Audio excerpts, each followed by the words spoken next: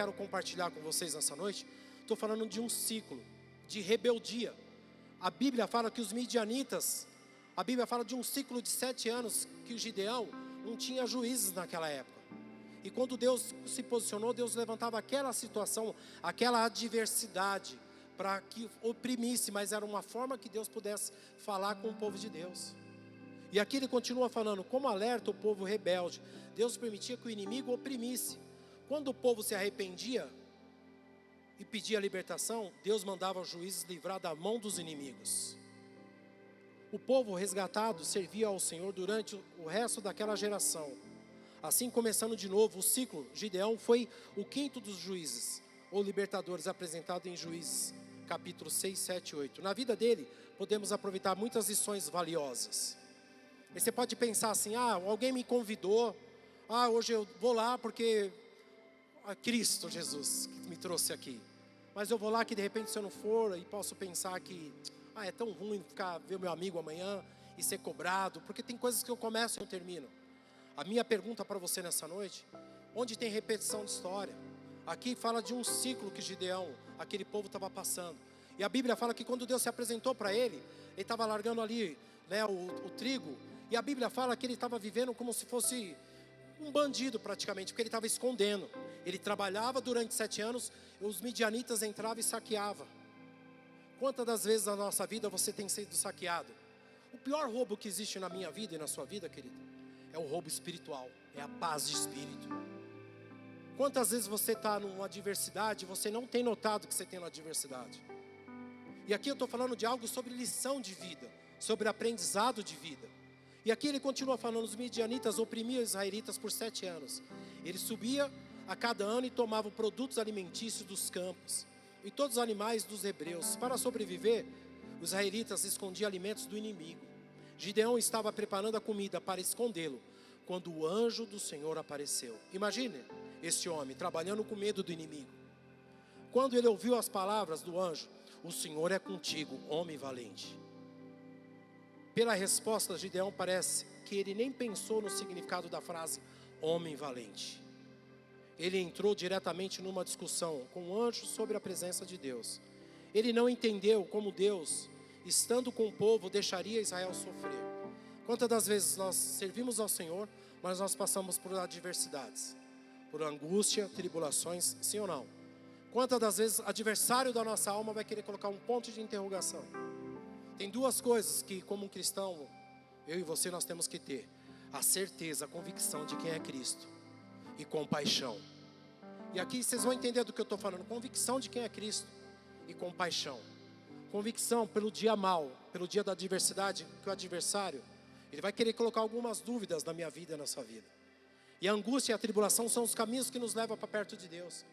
E a Bíblia fala, nos ensina que Satanás, adversário da nossa alma, vem para matar, roubar e destruir. Mas quando nós estamos em um lugar certo, na hora certa, a presença de Deus é sobre a minha vida e sobre a sua vida. E parece, a palavra de Deus fala, mais vale um dia na casa do Senhor do que 1000 dias em outro lugar. Eu não sei como você entrou aqui, eu sei como você vai sair. Eu sei o que Deus vai ministrar no seu coração nessa noite.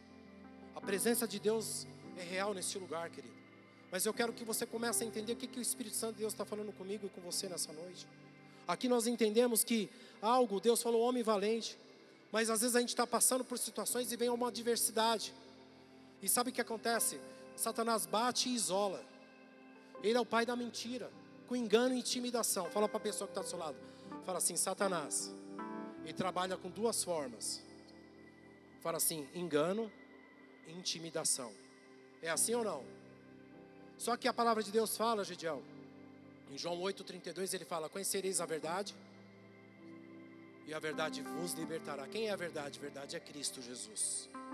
O que eu quero compartilhar sobre propósito, sobre chamado, sobre identidade. E aqui ele continua falando o quê? Deus estando com o povo deixaria ele sofrer. Deus continuou a conversa, desafiando Gideão a resolver o problema. Já que ele duvidou da presença de Deus, devia ir na sua própria força. Juízes 6,14. Isso não, Gideão agora sentiu tão incapaz que procurou uma saída da missão dada por Deus. Você precisa de uma palavra. Fala para a pessoa que está do seu lado. Você tem guardado a tua palavra, a palavra de Deus? Porque o dia mal vem. Quando eu falei que no dia que eu recebi um relatório negativo, no dia que eu prestes para perder minha mãe, eu não tinha a palavra, mas eu tinha um louvor. E a Bíblia fala que a presença de Deus habita em meio aos louvores. Você começa a glorificar o nome de Jesus. Louvor é uma arma que Deus te deu, a oração. E quando você começa a orar, você começa a se posicionar, porque aqui eu creio que todos, aqui tem uma promessa de Deus sobre a sua vida, sim ou não? Às vezes nós estamos passando por uma situação que se levantou sobre as nossas vidas, mas tem uma promessa de Deus para mim e para você.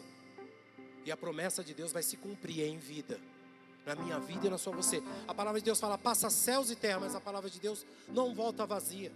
E aqui o que eu quero compartilhar com vocês, sobre idolatria.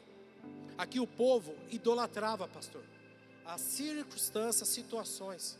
E a palavra de Deus fala que é melhor estar nas mãos de Deus do que estar nas mãos de homens.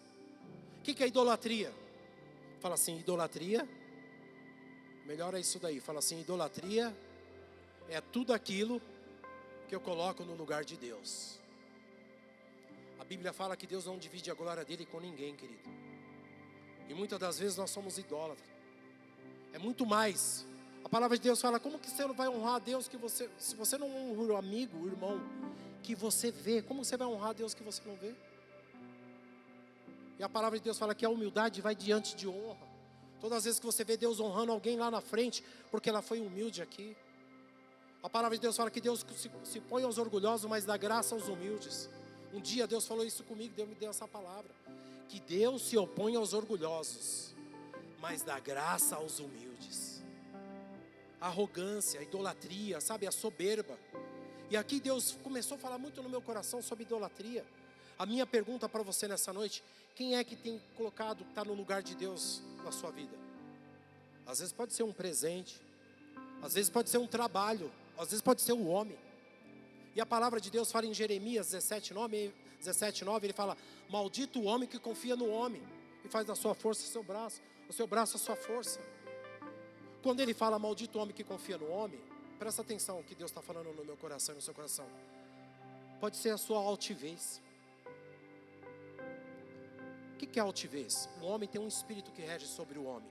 Mas nessa noite nós vamos orar. Meu papel é ministrar na vida de vocês. Eu posso imaginar que vocês estão nesse dia cansado. Você sabe o que traz cansaço na vida de um homem? São conflitos mal resolvidos. O excesso de habilidade, sabe? Porque tem momentos que você vai ter que se colocar diante de Deus. Como Deus se apresentou para Gideão. E ali Deus começou a ministrar sobre a vida de Gideão. Foi uma palavra que deu a direção. Nós sabemos depois que você pode ler que era 32 mil homens. Depois foi passado por um processo seletivo. Que depois foi 300. Contra 135.